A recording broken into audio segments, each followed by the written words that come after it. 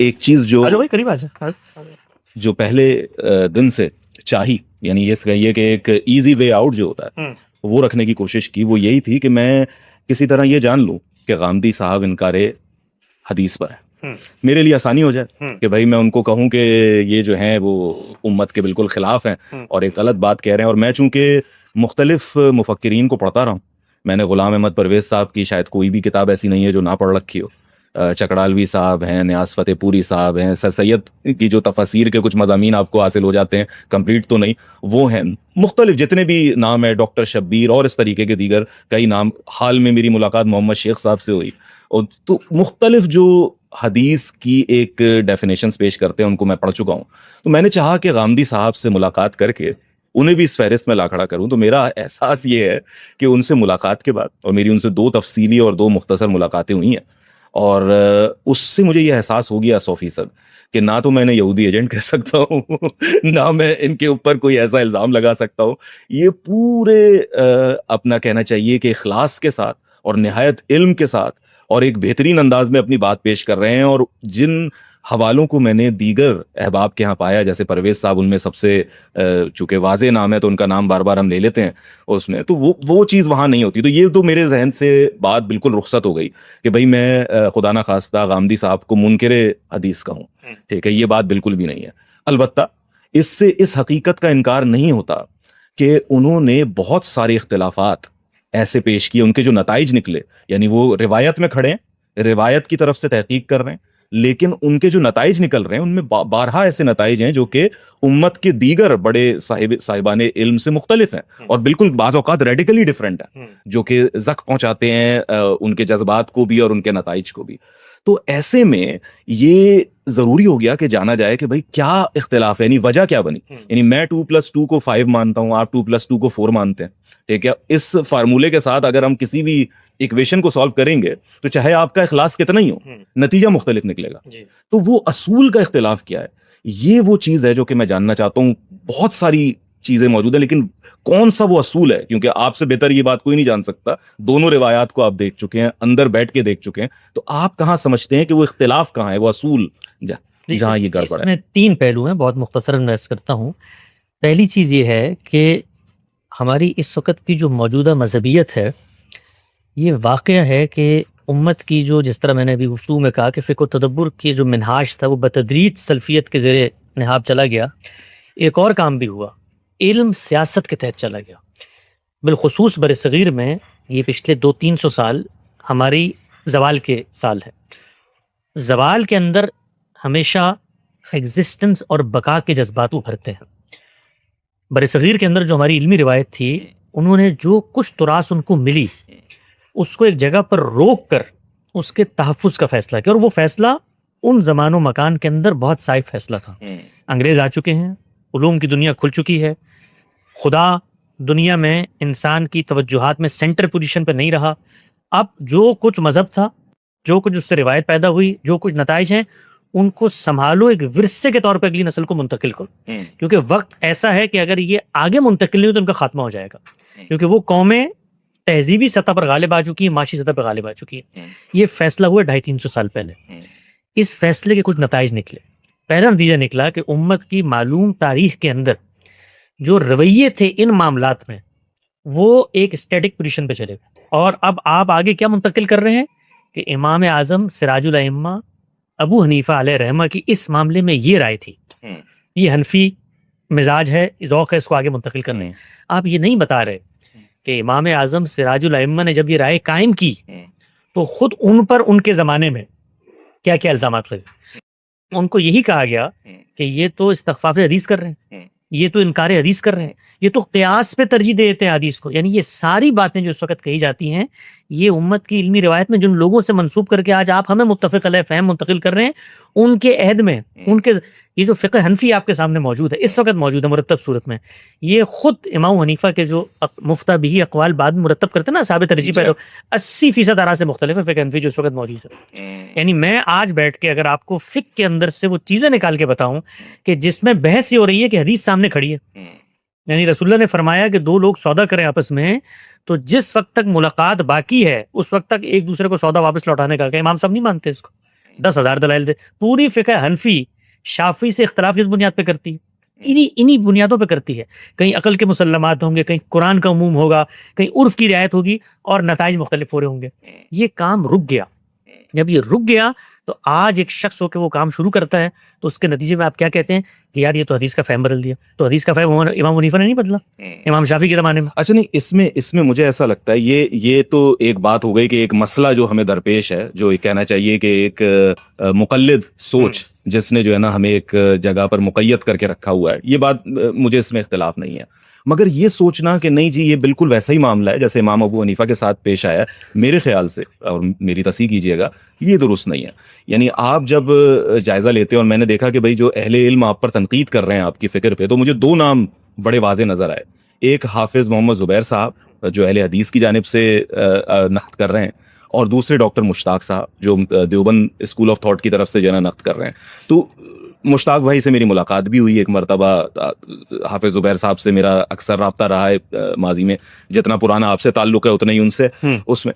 تو ان میں سے کوئی شخص یہ نہیں ہے کہ جو خدا نہ کرے آپ کو دائرہ اسلام سے باہر کرتا ہے, ٹھیک ہے, یا یہ کہتا ہے کہ جی آپ جو ہے نا کوئی ایسی چیز کر رہے ہیں جو کہ کافر بنا دیتی ہے انسان کو, یا یہ معاملہ کر دیتا ہے. تکفیر والا معاملہ مجھے نہیں ان کی طرف نظر آیا, لیکن وہ مختلف کمیوں کی طرف نشاندہی کرتے ہیں. ان میں بہت سی چیزیں ہیں, لیکن ایک اصول یعنی جو میرا اپنا ذاتی نتیجہ نکلا اس معاملے میں کہ بھئی وہ کیا بات ہے, وہ میں آپ کے سامنے گوش گزار کر رہا ہوں. کہ مجھے ایسا لگتا ہے کہ یہ سارا میلٹ ڈاؤن ہوتا ہے اس پوائنٹ پر کہ آپ کے یہاں قرآن مجید کو سارا کا سارا صرف قطعی ثبوت نہیں مانا جاتا, بلکہ قطعی دلالہ بھی مانا جاتا ہے. یعنی آپ یہ کہتے ہیں کہ ایک آیت کا دوسرا معنی, ٹھیک ہے, وہ ہونا ممکن نہیں ہے. یعنی ایک ہی معنی ہے جو اس کے پیش کیے جائیں گے. تو اب یعنی عوام یہ تو جانتی ہے, یا یہ کہیے دوسرے علماء یہ تو مانتے ہیں کہ ہر متکلم کا مقصود یہی ہوتا ہے کہ جب وہ بات کہے تو اس کا ایک متعین معنی ہو.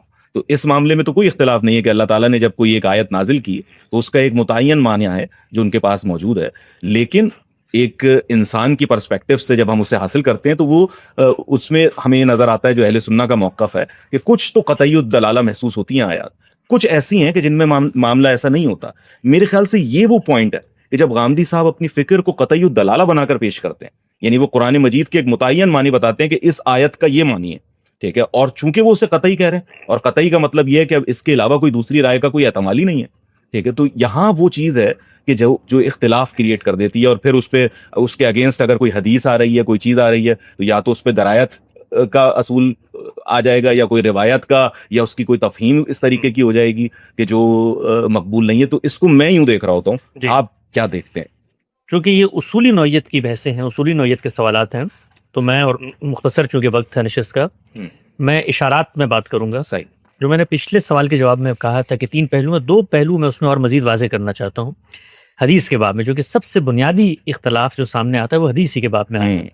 جو دوسری چیز ہے وہ یہ ہے کہ دنیا بھر میں جو آپ کو منظم محکم نظام فکر نظر آتے ہیں نا, جیسے حنفی فقہ نظر آتی ہے, شافعی فقہ نظر آتی ہے, سلفی منہاج تصوف نظر آتا ہے, ان سب کو آپ جب پیش کرتے ہیں ہمارے سامنے تو یہ ایک دن میں پیدا نہیں ہوئے, یہ 800 سال کے مراحل سے گزر کے یہاں تک یہ اسکول آف تھاٹ پہنچے ہیں, ٹھیک ہے. یہ جو فراہی منہاج ہے یہ ابھی اپنی دوسری نسل کے اندر چل رہا ہے. اس کا فرق میں آپ پہ واضح کرتا ہوں, اس کا فرق کیا ہوتا ہے سننے والوں کے لیے. جو اسکول آف تھاٹ ہے وہ پرنسپل پہلے پیدا کرتا ہے, مولانا فراہی نے وہ پرنسپل دیے, اشارات کی صورت میں ہوتے ہیں, اصول بتا دی. اس میں بنیادی حیثیت قرآن مجید کو ایک برتر مقام پہ رکھنے کی وہ میزان ہے, ٹھیک ہے. اب اس کے بعد ہوتا کیا ہے کہ آگے کے لوگ ان اصولوں کا اطلاق کرتے ہیں, تطبیق کرتے ہیں.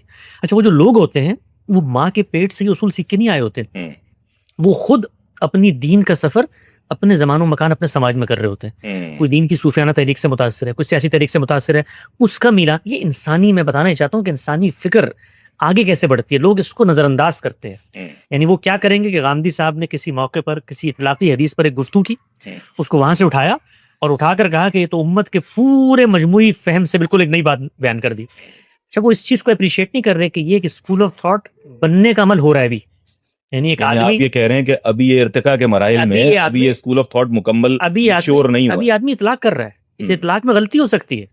یعنی یہ کوئی اس پر جو لوگ آتے ہیں جذبس کرتے ہیں کہ پہلے مثال کے طور پہ سنت انہوں نے یہاں شامل کر دی تھی, حدیث کو اس کو مانتے تھے, دور قدیم کا تو یہ قول ہے دور, یعنی اس کو انسانیت کی جگہ پر لا کے سمجھیں. یعنی میں اگر فقہ حنفی کو آج امام ابو حنیفہ کے اقوال سے اخذ کرنا چاہوں تو دو جملے بھی نہیں ملیں گے, دو جملے بھی نہیں ملیں گے, اس لیے کہ وہ کتاب ہی نہیں ہے. یعنی شاگردوں نے, امام صاحب کی تو کوئی ہمارے پاس معلوم تاریخ میں کتاب نہیں ملتی, شاگردوں نے استاد کے فہم کو کرتے کرتے تو آپ 800 سال کی ایک نظام فکر کو لا کر سامنے رکھتے ہیں, ایک اطلاقی تبصرہ اٹھاتے ہیں اور اس کے بعد کہتے ہیں کہ دیکھو انہوں نے تو کیا فضول بات کر دی. تو ان کے نظام میں آئیے, اس پر تنقید کیجئے کہ قرآن کو اصول مان کر ان کی جگہ پر کھڑے ہوں, کیا یہ یہاں جائیں گے کہ نہیں جائیں گے, کیا یہ یہاں پر جائیں گے کہ نہیں جائیں گے کہ اگر قرآن نے کہا ہے کہ غیر شادی شدہ اور شادی شدہ کی کوئی تقسیم نہیں ہے تو ان کی مجبوری ہے کہ نہیں کہ ان حدیثوں پہ گفتگو کریں گے. تو پہلے مرحلے میں کہیں گے حدیث مال نظر ہے, دوسرے مرحلے میں حدیث پر جب بہت تدبر کریں گے تو روایتیں قرآن کے مطابق ملنے شروع ہو جائیں گی, اور تیسرے مرحلے میں حدیث کو اس کی صحیح جگہ پر رکھ کے آپ کو دکھا دیں گے. تو یہ آن گوئنگ پروسیس ہے. لیکن حسن بھائی, اگر آپ نے مثال کے طور پر قرآن مجید پر تفکر کیا, تدبر کیا, میں نے بھی کیا, اور ہم دونوں نے یہ طے کر لیا کہ بھائی ہم قرآن کو قرآن سے سمجھنے کی کوشش کر رہے ہیں, یعنی اسی کی زبان میں جا کر, اسی کے مضامین میں جا کر, اسی کو دیکھتے ہوئے کہ بھائی کیا بات ہو رہی ہے, اس پہ میں نے بھی اپنی پوری سنسیریٹی کے ساتھ تحقیق کی, آپ نے بھی کی. ایک فہم آپ کا کریٹ ہوا, ایک فہم, ایک تعویل میری جانب سے آئی, ٹھیک ہے, ان دونوں میں اختلاف ہو گیا. یعنی اب دونوں نے کوئی ابھی باہر نہیں گئے ہیں, قرآن مجید کے اندر رہتے ہی اس کے اوپر تحقیق کیا, اب یہ اختلاف ہو گیا. اب ہم دونوں نے رخ کیا حدیث کی جانب, ٹھیک ہے, کہ کیا رسول اللہ صلی اللہ علیہ وسلم کی جانب سے بھی ہم تک کوئی بات پہنچی ہے. ہمیں پتہ چلا کہ بھائی جو باتیں آ رہی ہیں وہ تو حق میں ہیں حسن بھائی کے, ٹھیک ہے, یعنی جو آ رہی ہیں. اب عظیم بھائی نے کیا کیا کہ انہوں نے کہا کہ چونکہ میں نے جو اپنا ایک مفہوم بنایا ہے اس کے لحاظ سے یہ حدیثیں نہیں ہیں. اس میں آپ نے دو چیزیں پہلے مفروض کر لی ہیں. پہلی چیز یہ ہے کہ قرآن مجید جو ہے جی, وہ اپنے بارے میں دعویٰ کرتا ہے کہ میں دین کے باب میں تمام اختلافات کا فیصلہ کرنے آیا, ٹھیک ہے, لِيَحْكُمَ بَيْنَ النَّاسِ فِي مَا اخْتَلَفُوا فِيهِ, میں میزان ہوں, میرے اوپر لا کے پرکھو جو تمہارے دینی اختلاف. یہ کتابیں نازل ہم نے اس لیے کی ہیں, رسول ہم نے بھیجے, ساتھ کتاب دی. لیکن آپ فہم قرآن کو قرآن کہہ کر اس کو میزان بنا رہے ہیں. میں عرض کرتا ہوں, یہ قرآن مجید نے اپنی حیثیت بتائی ہے, حیثیت پہ بھی بات ہوگی. میرا فہم قطعی الدلالہ نہیں ہے, صحیح بات. قرآن مجید قطعی الدلالہ ہے. وہ اپنے بارے میں یہ دعویٰ کر رہا ہے کہ میں قطعی الدلالہ ہوں اور میری حیثیت میزان کی ہے. اب سوال صرف ایک رہ گیا کہ قرآن مجید سے جو کچھ میں نے سمجھا ہے وہ میری سمجھ ہے, آپ کو اختلاف کا حق حاصل ہے. وہ اختلاف آپ کو حدیث لا کے کرنے کی ضرورت نہیں ہے, آپ اپنے عقل کی بنیاد پہ اختلاف کر لیں. حدیث تو بہت برتر چیز ہے, میں عرض کرنا چاہ رہا ہوں, حدیث تو بہت برتر چیز ہے.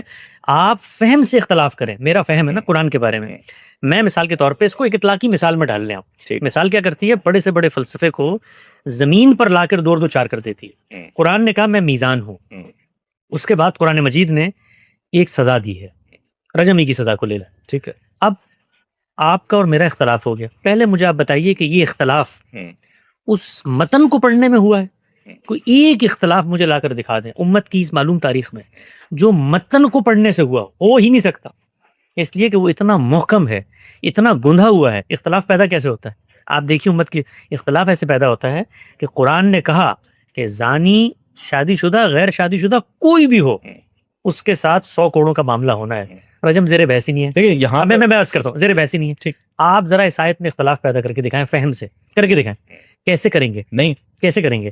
آپ روایت کی بنیاد پہ کریں. تو اس کا مطلب یہ ہے, اس کا مطلب یہ ترتیب ٹھیک کریں. اس کا مطلب یہ ہے کہ آپ نے اور میں نے یہ نہیں کیا کہ ہم دو قرآن کھول کے بیٹھے تھے اور وہاں تو اتنے مبہم الفاظ تھے کہ پتہ ہی نہیں چل رہا کہ تخصیص ہے کہ نہیں ہے. بھائی وہ اللہ کی کتاب ہے, وہ نذیر للعالمین ہے, وہ قیامت تک کی آخری حجت ہے. لیکن میں عموم کی بات نہیں کر رہا, یعنی جو لوگ کرتے ہیں. میں نے آپ کے سامنے ایک مفروضہ قائم کیا تھا کہ میں اور آپ باہر جائے بغیر, ٹھیک ہے, اس پر ریسرچ کر رہے ہیں, اور یقیناً جیسے آپ نے یہ کہا اس میں دو رائے نہیں بنتی, لیکن دیگر مقامات ہیں جہاں بن سکتی. کوئی ایک مقام بتائیے. ٹھیک ہے, مثال کے طور پہ وضو کی بات ہوئی, ٹھیک ہے, وضو میں جو ہمارے اہل تشیع حضرات ہیں وہ مسح کرتے ہیں پیر کا, اور آپ جانتے ہیں کہ جو آیت ہے اس کے اندر یہ ایک احتمال موجود ہے, جو آخر میں جب کہا کہ بھائی سر کا مسح کرو اور پاؤں, ٹھیک ہے, تو اب کسی نے زبان کے اسلوب سے کہا کہ نہیں, چونکہ پہلے ہاتھ دھونے کی بات ہوئی تھی تو یہاں پاؤں دھونے مقصود ہیں.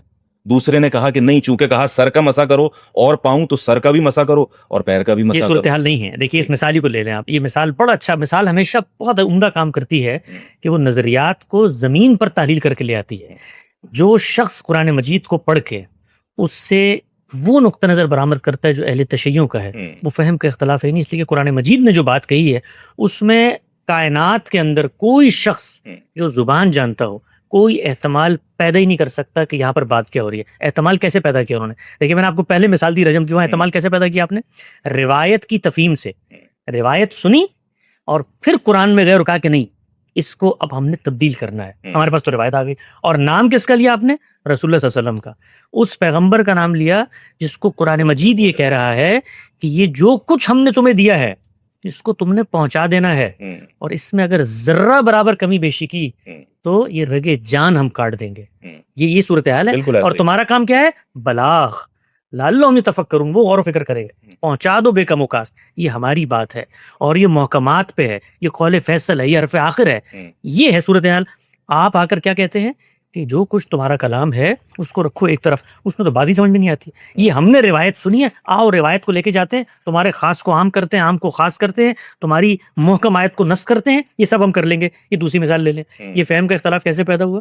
قرآن کے حاشیے خیال میں بھی نہیں، آپ ایک دوسری قرات لے کر آئے اور یہ کہا کہ قرآن مجید صرف یہ نہیں جو تمہارے سامنے ہے، یہ جو غامدی صاحب نے جملہ لکھا ہے نا قرآن قطعی الدلالہ ہے، اس سے کس چیز کی نفی ہوتی ہے؟ اس چیز کی نفی ہوتی ہے کہ اس کا متن پورے طریقے سے محفوظ ہے۔ جیسے ہی آپ متن کو مشکوک بنائیں گے، آپ سے مراد جو اختلاف کر رہا ہے، تب وہ اختلاف پیدا کرے گا۔ تو کیا ہوا؟ ہماری امت نے کیا کیا؟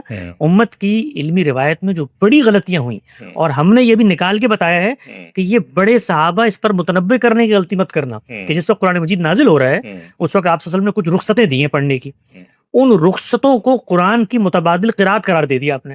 اب قرآن ایک نہیں ہے، اب قرآن متعدد ہیں، اور یہ تو آپ نے ایک مثال دی نا۔ اس کے بعد یہاں تو حدیث بھی زیر بحث نہیں ہے، یہاں تو اللہ کی بھیجی ہوئی آیتیں تبدیل ہو گئی بھائی، وہی اتنی آیتیں ہیں کہ اس میں تو فیصلہ حدیث کیا کرے گی آ کر، اس میں تو قرآن ہی فیصلہ نہیں کر سکتا۔ آپ لے کر آگے قرات میرا قرآن یہ ہے۔ ایک اور مثال دوں میں آپ کو، اس سے آپ کو اندازہ ہوگا انٹینسٹی کا۔ جو مسائل ہیں، جن ڈائلمس کے اندر ہماری روایت جی رہی ہے، قرآن مجید نے متعین حصے بتائے ہیں وراثت کے، اور یہ کہہ کر بتائے ہیں لا تدرون ایکم اقرب لکم، تم جانتے نہیں تھے کہ بلحاظ منفعت کون قریب تر ہے، میں نے فیصلہ کر دیا ہے۔ یہ ریشو سے ان سے اوپر نیچے نہیں ہو سکتا۔ آپ کو پتا ہماری امت کیا کہتی ہے اس بارے میں کہ جو قرآن نے اس سے بیان کیے ہیں تقسیمی نہیں ہو سکتے۔ اب یہ اختلاف ذرا مجھے آپ ڈال کے بتائیں، وہ آپ نے جو اختلاف، اچھا پھر اس کے بعد اختلاف پیدا کیسے کیا کہ ابی بن کعب کی ایک قرات ہے، اس میں تو اخم من الام کے ہیں، اس میں حصے الگ بیان ہوئے ہیں، اس میں خیافی بیان، تو آپ قرآن کے مقابل میں قرآن لے کر آ گئے۔ تو میں صرف بتانا یہ چاہ رہا ہوں کہ جب ہم یہ کہتے ہیں کہ قرآن قطعی الدلالہ ہے تو اس سے مراد یہ ہوتی ہے کہ وہ متعین اپنا ایک متن رکھتا ہے، اس کو پڑھنے کی متعین قرات ہے، وہ ہم تک جیسے پہنچا ہے وہ قطعی الثبوت ہے۔ کوئی شخص آ کر نہیں کہہ سکتا تھا کہ بکری 40 آیتیں لے کر آئی تھی اور فلاں صحابی نے اس میں یہ ڈال دیا تھا اور فلاں نکال دیا تھا، آج ہمارے پاس نسخہ، یہ ہو ہی نہیں سکتا۔ یہ قیامت تک بھائی قرآن مجید اللہ نے بھیجا کیوں؟ ختم نبوت کرنے کے لیے۔ ختم نبوت کیوں ہوا؟ اس لیے کہ اب نبی نہیں آئے گا، رسول نہیں آئے گا، قرآن ہمارے پاس ہے، جو کام تھا وہ قرآن نے کرنا ہے۔ تو اس قرآن کو آپ بنا دیں چیستان، اس قرآن کے بارے میں آپ بولیں یہ تمہارا فہم، بھائی میرا فہم ہے نا قرآن پڑھ کے، بتائیے نا آیت پڑھ کے کہ آیت کا لفظ یہ نہیں کہتا، آیت کا معنی یہ نہیں کہتا، دنیا کے اندر مسلمات میں سے ہے۔ آپ قرآن کو ایک طرف رکھیے، آپ کوئی متن میرے سامنے لے آئیں، آپ پڑھنے کا کیا طریقہ ہے؟ آپ لفظ کو دیکھیں گے، اس کے کانٹیکسٹ سیاق و سباق کو دیکھیں گے، جملے کی تعلیف کو دیکھیں گے۔ دنیا میں اس کے علاوہ کوئی تیسرا طریقہ ایجاد ہو جائے جس سے آپ فہم سے اختلاف کریں، تو فہم کا اختلاف کیسے پیدا ہوتا ہے؟ آپ پہلے ایک روایت کو سنتے ہیں اور اس کو ایڈجسٹ کرنے کے لیے قرآن مجید کے اندر ترمیم، قرآن کے، میں آپ کو ایک بڑی سادہ سی مثال دیتا ہوں، یہ مثالیں بڑا اچھا کام کرتی ہیں، سننے والوں کو سمجھ میں آئے گی۔ اصول میں آپ آسمان پہ بات، قرآن مجید کہتا ہے اشہر حرم، یہ حرمت کے جو مہینے ہیں، یہ تم لوگوں نے اس میں بدعات داخل کر کے ان کو، یہ ہماری ہدایت ہے کہ ان میں قتال نہیں کرنا، ٹھیک ہے؟ اٹھائیں فقہ کی کتابیں، اس میں کیا لکھا ہوا ہے؟ یہ قرآن کی ہدایت منسوخ ہو چکی ہے۔ کیسے منسوخ ہو چکی ہے؟ رسول اللہ صلی اللہ علیہ وسلم کی ایک روایت میں ملتی ہے، آپ نے اشہر حرم میں، تو بھائی آپ کو روایت مل گئی، روایت ملنے کے بعد تو استراب اس پہ ہونا چاہیے ہے کہ قرآن مجید پکار کے کہہ رہا ہے، پامال مضمون ہے کہ یہ کام نہیں کرنا، اشہر حرم کی حرمت کو برقرار رکھنا ہے۔ تو ایک پیغمبر جس کو قرآن یہ کہہ رہا ہے کہ تم نے یہ کرنا ہے، یہ کہنا درست ہے کہ اگر آپ کے فہم قرآن کے خلاف کوئی حدیث آ جاتی ہے، یعنی اخبار احاد میں سے، میں تواتر کی بات نہیں کر رہا، اخبار احاد میں سے کوئی حدیث آ جاتی ہے اور اس کی سند چاہے کتنی ہی صحیح کیوں نہ ہو، چاہے وہ متفق علیہ ہو، چاہے اس کے اندر کوئی ضعف ہو، جو بھی حدیث موجود ہے، اس کو آپ اپنے فہم قرآن سے اوپر نہیں رکھیں گے، بلکہ آپ یہ کہیں گے کہ اگر حدیث اس کے خلاف جا رہی ہے تو جاتی رہے، میں اپنے فہم کو دیکھ لوں گا کہ کیا میرا فہم درست ہے یا نہیں ہے۔ دو جوابات ہیں اس کے۔ پہلا جواب یہ ہے کہ کوئی ایک حدیث یہ کام کر ہی نہیں سکتی، یعنی وہ ہو ہی نہیں سکتی. آپ مجھے مثال دیں اس کی حدیث کی، پھر میں اس پہ انشاءاللہ بات کروں گا. کوئی حدیث قرآن مجید سے مختلف بات بیان کر ہی نہیں سکتی، یہ واقعی کے خلاف ہے. پہلا اصولی دعویٰ یہ ہے. دوسری بات یہ ہے کہ حدیث لوگوں نے اپنی ثوابدید پہ بیان کی ہے، اس میں ان کا فہم شامل ہے، ان کی نقل شامل ہے. اگر کوئی آپ ایسی روایت میرے سامنے لے کر آتے ہیں تو میں سب سے پہلے اپنا فہم قرآن تو میں حدیث کے بغیر کسی بچے کے کہنے پہ بھی ریویو کروں گا. حدیث تو بہت بڑی چیز ہے. جب آ جائے گی میرے فہم قرآن کے خلاف حدیث تو میں سب سے پہلے اپنے فہم قرآن کو ریویو کروں گا. لیکن ریویو کرنے کی بنیاد کیا ہوگی؟ روایت، قرآن ہوگا. لفظ جملے کی تالیف سیاق کلام، اگر اس میں یہاں پہنچ چکا ہوں کہ یہ روایت اس سے مختلف بات بیان کر رہی ہے تو تعویل روایت کی ہوگی، قرآن کی نہیں ہوگی. اور میں صرف آپ کو اصولی طور پہ ایک بات سننے والوں کے لیے بتا دوں کہ ہم نے یہ کام ہوا میں نہیں کیا. ان روایات پر بھی تطبیق کر کے بتائی ہے جس پہ ہمارا روایتی اہل علم طبقہ ہاتھ کھڑا کر کے آسمان پہ دیکھ رہا ہے کہ اس کا مطلب کیا ہے. یعنی اس کو متشابہات میں ڈال دیا، روایتیں سمجھ میں نہیں آتی. ان کو بھی جس وقت آپ قرآن کی روشنی پکڑ لیتے ہیں، یہ روایت کا انکار نہیں. میں نے پچھلے دنوں جس وقت ہم نے پچھلے 10 سال حدیث پہ کام کیا، میں اس کام میں اندر اترا ہوں. میں نے اپنی زندگی کے 10 سال صرف ذخیرہ حدیث کو پڑھنے میں، قرآن سے اس کے تعلق کو واضح کرنے میں 30,000 روایتوں پہ ہم نے کام کیا. چھپا ہوا موجود اور غالباً کتاب آ گئی ہے، کتاب چھپی بھی موجود ہے. اس میں ایک روایت ایسی نہیں ہے، ایک روایت جو کوئی شخص لا کر بتایا اور کہے کہ آپ نے اس روایت کو رد کر دیا. اور میں پورے اذعان کے ساتھ کہتا ہوں اس کی وجہ کیا بنی ہے؟ اس کی وجہ قرآن کی روشنی ہے. جب آپ کے سامنے قرآن کی روشنی نہیں ہوگی، قرآن کو حکم نہیں مانیں گے تو آپ دین کی نئیاں ڈبو دیں گے. اور آخری بات میں اس ضمن میں عرض کرتا ہوں کہ یہ جو روایت کا ذخیرہ ہمارے پاس آیا ہے، اس کو جب آپ قرآن سے جوڑ دیتے ہیں، یہ لوگوں کی غلط فہمی ہے. لوگوں نے آج تک ہمارا حدیث پہ موقف ہی نہیں پڑا. وہ سمجھتے ہیں ہم یہ کہتے ہیں کہ حدیث ظنی ہوتی ہے. آج تک ہماری زبان سے یہ چیز نکلی ہو کہ چونکہ ظنی ماخذ ہے اس لیے ہم اس کو نہیں مان رہے. یہ بیوقوفی کی باتیں کبھی ہم نے نہیں کی. یہ ہماری نہ کیٹیگرائزیشن ہم اس لحاظ سے کرتے ہیں. پیغمبر دین کا ماخذ ہے، وہ جیسے وہ کہے گا پتھر کے کتبوں پہ لکھ کے میں دین دے رہا ہوں، کنووں کی پاتال میں نے صحیفے چھوڑ دیے، وہاں سے آ کے لیں گے. کوئی ظنی قطعی کی یہاں پر بحث نہیں ہو رہی. لیکن اس نے دین کی مستقل بذات ہدایات جاری کیسے کی ہیں؟ وہ قرآن و سنت کی صورت میں جاری کی ہیں. آپ پیغمبر سے مراد آپ تواتر عملی ہے، وہ عمل ہے، وہ دین کی. آپ پیغمبر کے علم و عمل کی روایت ہے جو ہمارے پاس آتی ہے. تو ہم جب قرآن کی روشنی میں اس کا جائزہ لیتے ہیں نا، تو میں آپ سے ایک اور آگے بڑھ کے بات کرتا ہوں کہ پھر آپ قرآن کی شرح و وضاحت میں اس کو لے کر آتے ہیں.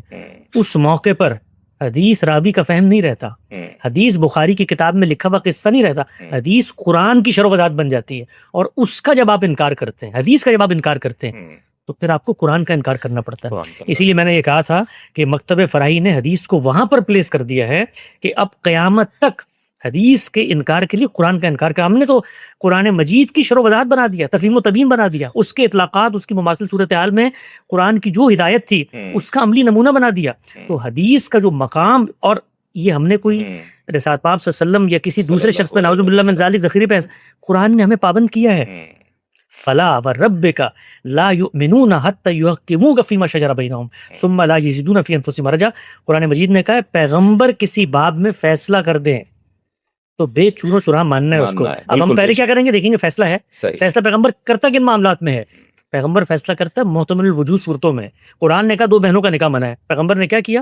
ریزننگ اٹھائی اور مماثل صورتحال پہ پھوپھی بھتیجی خالہ بھانجی کو بھی کر دیا. ماننا ایمان کا حصہ ہے، مومن نہیں ہو سکتا اگر ہم نہ مانیں. تو حدیث کو جہاں پر پلیس کیا ہے ہم نے، اس کے بعد حدیث میں یہ آ گیا ہے رسول اللہ نے فیصلہ کبھی فیصلہ لے کر آؤ. اب تو صورتحال بدل چکی ہے، آپ فیصلے کیا لے کر آئیں گے؟ نزول مسیح لے کر آئیں گے اور فیصلے ان پر پڑھے ہم نے کیا لکھا ہے. ہم نے بتایا کہ اس کے بارے میں قرآن کیا کہتا ہے اور حدیث کیا کہتی ہے.